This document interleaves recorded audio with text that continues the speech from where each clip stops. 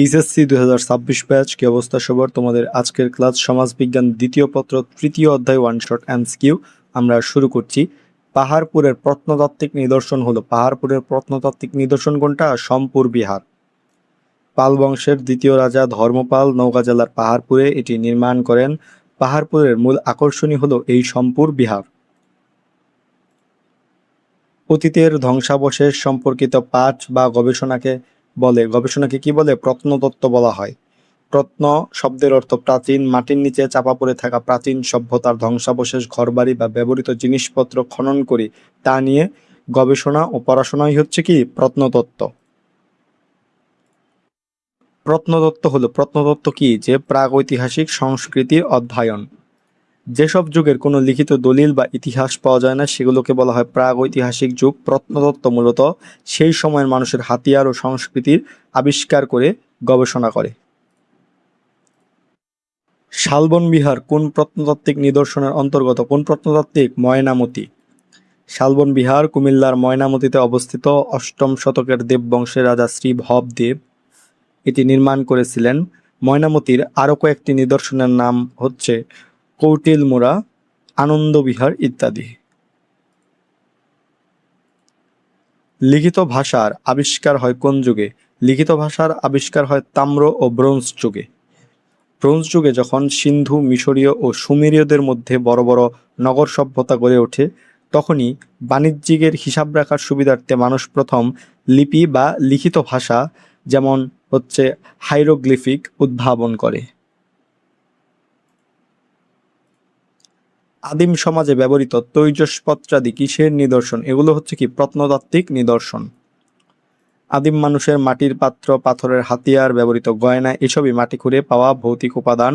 আর মাটি খুঁড়ে পাওয়া প্রাচীন নিদর্শন মানে কি? তা প্রত্নতাত্ত্বিক উপাদান। প্রত্নতত্ত্ব কি? প্রত্নতত্ত্ব হচ্ছে কি অতীতে ধ্বংসাবশেষ সম্পর্কিত পাঠ। প্রাচীনকালের যে কোনো বস্তু, শিলালিপি বা ধ্বংসাবশেষ বৈজ্ঞানিকভাবে পরীক্ষা নিরীক্ষা করে ইতিহাস পুনর্গঠন করাই হচ্ছে কি প্রত্নতত্ত্বের কাজ। নবপলীয় যুগের সূচনা হয় কত খ্রিস্টপূর্বে? কত? 7000 অব্দে। মধ্যপ্রস্তর যুগের শেষের দিকে আনুমানিক খ্রিস্টপূর্ব 7000 অব্দে নবপলীয় বা নব্যপ্রস্তর যুগের সূচনা হয়। এই যুগেই মানুষ শিকার ছেড়ে কৃষিকাজ শুরু করে। পাহাড়পুরে আবিষ্কৃত বেশিরভাগ মুদ্রায় কি ষোড়শ শতাব্দীর।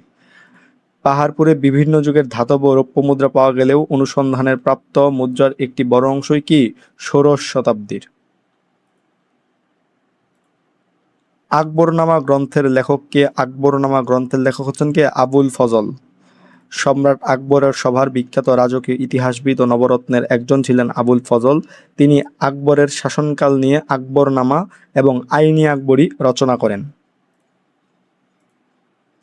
প্রত্নতত্ত্বকে কোন বিজ্ঞানের উপশাখা বলা যায়? এটাকে কি দেহিক ও সাংস্কৃতিক উভয় নৃবিজ্ঞানের উপশাখা বলা যায়। নৃবিজ্ঞান মানুষকে নিয়ে কাজ করে, প্রত্নতত্ত্ব যেমন মানুষের কঙ্কাল ও শরীর নিয়ে কাজ করে, যেমন দৈহিক নৃবিজ্ঞান, তেমনি মানুষের তৈরি প্রাচীন জিনিসপত্র ও সংস্কৃতি নিয়েও কাজ করে, যেমন সাংস্কৃতিক নৃবিজ্ঞান।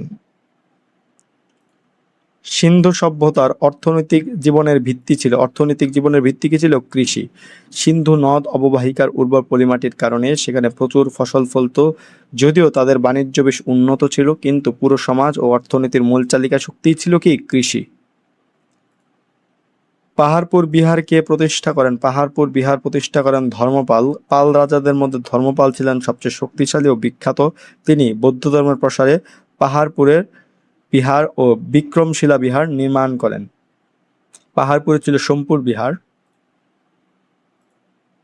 সিন্ধু সভ্যতার প্রশাসনিক ব্যবস্থা কেমন ছিল? কি ধরনের ছিল? এটা ছিল কি কেন্দ্রমুখী প্রশাসনিক ব্যবস্থা ছিল। সিন্ধু সভ্যতার প্রধান দুটি নগর হরপ্পা ও মহেঞ্জোদারো একেবারে একই পরিকল্পিত নক্ষত্র নকশায় গড়ে উঠেছিল। পুরো শাসন ব্যবস্থা একটি কেন্দ্রীয় ক্ষমতা বা নির্দেশনার মাধ্যমে সুসংগঠিতভাবে পরিচালিত হতো। বৃহৎ স্নানাগার প্রাচীন কোন নগরের কথা স্মরণ করিয়ে দেয়? মহেঞ্জোদারোর কথা স্মরণ করিয়ে দেয়।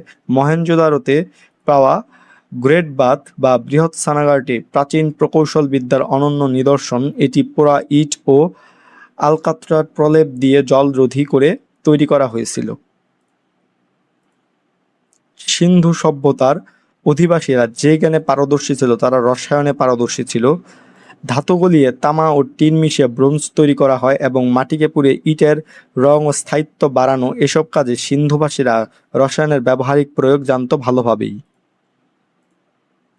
ওজন ও পরিমাপ পদ্ধতির উদ্ভাবক সিন্ধুবাসীরা। কেনাবেচার সুবিধার্থে সিন্ধু সভ্যতার মানুষজনই বিশ্বে প্রথম নির্দিষ্ট একক বা মানদণ্ড মেনে পাথর ও ধাতুর তৈরি বাটখারা ও স্কেল অর্থাৎ মাপকাঠি ব্যবহার শুরু করে। বাংলাদেশে সর্বশেষ প্রাপ্ত প্রত্নতাত্ত্বিক নিদর্শন কোনটি? সেটা হচ্ছে কি ওয়ারী বটেশ্বর।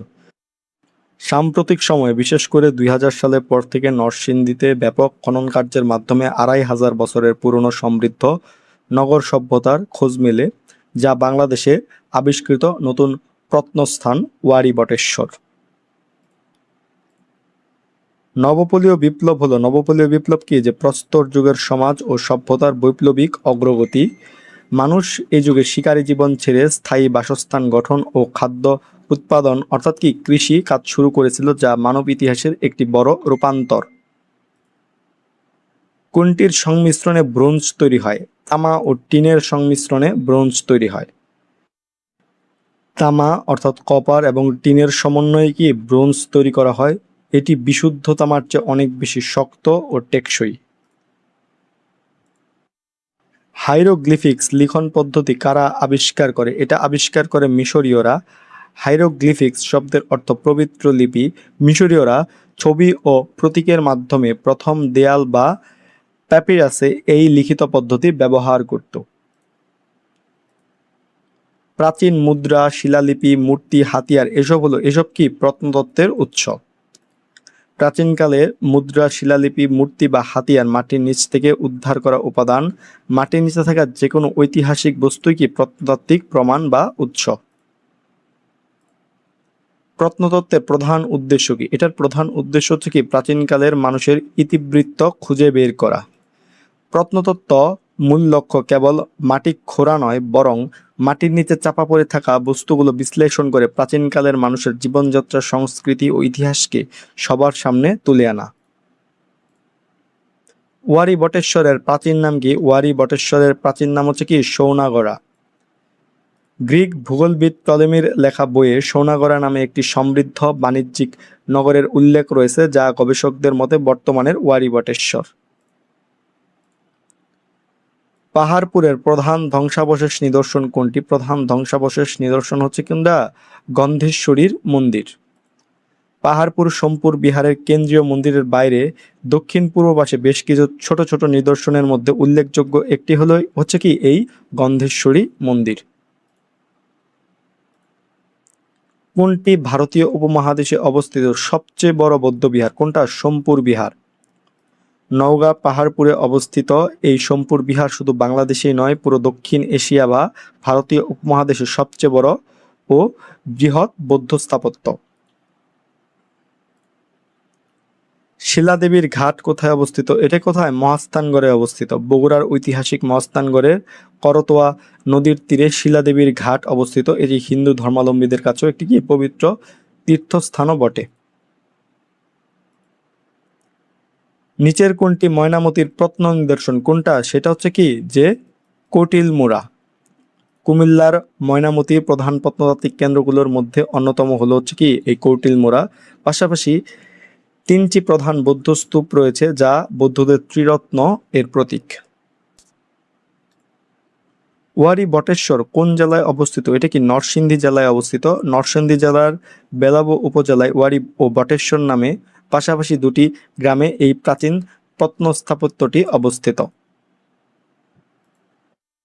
সর্বপ্রথম পাথর ঘষে আগুন আবিষ্কার করে কোন ধরনের মানুষ? কোন ধরনের? ক্রোমেনন জাতি। প্রাচীন মানব প্রজাতির আধুনিকতম ধাপে ক্রোমেনন মানব পাথরে পাথর ঘষে নিপুণভাবে প্রথম দাবানল ছাড়া নিজে আগুন জ্বালানো ও ব্যবহার শেখে। প্রস্তর যুগের শেষ ধাপ কোনটি? প্রস্তর যুগের শেষ ধাপ হচ্ছে কোনটা? নব্য প্রস্তর যুগ। প্রস্তর যুগকে 3টি ভাগে ভাগ করা হয়, প্রাচীন প্রস্তর, মধ্য প্রস্তর এবং নব্য প্রস্তর। ফলে নব্য প্রস্তর যে যুগ আছে সেই যুগই হচ্ছে কি প্রস্তর বা পাথর যুগের শেষ অধ্যায়। নব্যপ্রস্তর যুগে মানুষ কোন জীবন ব্যবস্থাকে বেছে নেয়?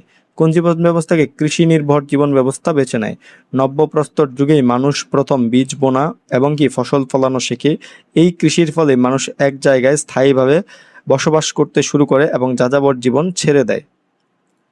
তো এই ছিল সমাজ বিজ্ঞান দ্বিতীয় পত্র তৃতীয় অধ্যায় ওয়ান শট এমসিকিউ ক্লাসটি। তোমাদের সকলের জন্য শুভকামনা রইল। ধন্যবাদ সকলকে।